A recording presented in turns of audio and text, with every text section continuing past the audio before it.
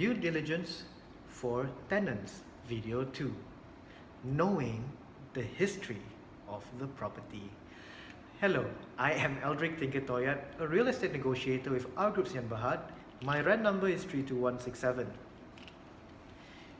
When you are viewing properties, when the owner is present, that is a good time for you to get to know more about the property. You would like to also know more about the previous occupants. Things like, why did they leave? Why did the previous occupants move out? Where did they move to? What should you do with the mails meant for them? Do we forward it? Does the owner knows any forwarding address that it can be given to? Besides that, you also want to know whether it was the owner who stayed there before.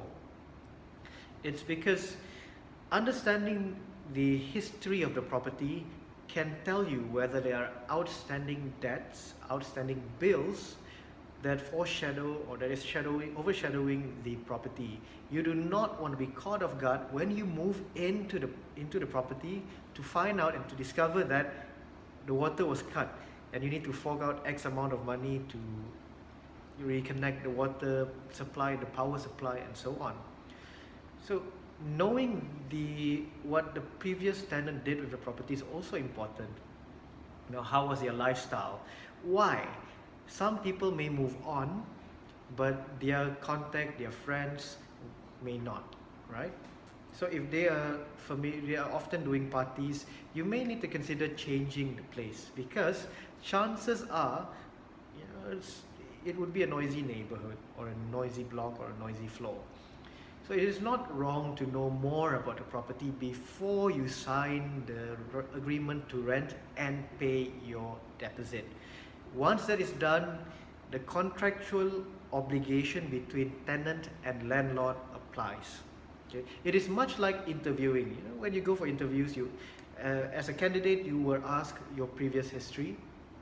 Likewise, it's a chance to get to know the property, to get to know the owner, to get to know complaints that the tenant has made to the owner in the past. Of course, they will not disclose that to you. Some owners are truthful enough to say that, look, this area is very, very young and vibrant. You're a young family. Are you sure you want to stay here?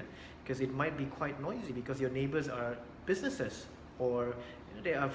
If you're staying, for example, in a Soho block, your neighbor could be a law firm. Your neighbor could be a beauty parlor. So you have this people coming in and out into the building. So are you comfortable with that? So let every viewing be a dialogue. And again, related to the property, any service providers that are familiar with the property, that deals with the owner, why not get in touch with them? Ask from the owner, who have they dealt in the past with? Because when it comes to maintaining the property, while it is the responsibility of the owner, right, to keep it clean, to preserve it as much as possible, barring wear and tear, is the responsibility of the tenant.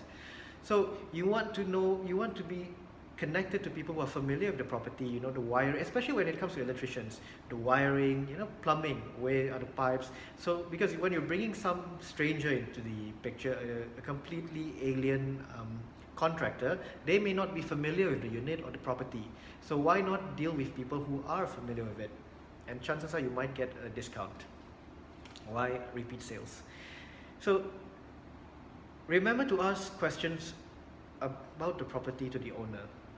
In my next video, I will cover other questions that you can ask and prepare for when you are going for viewings and when you're meeting the owner. Thank you very much. I hope you have a great day ahead. Remember, due diligence is a responsibility of both and all parties involved in a transaction. Not just the property owner, but also the tenant. So if you like this video, please share it. Do subscribe to my channel, and follow my page and my LinkedIn profile. Thank you very much.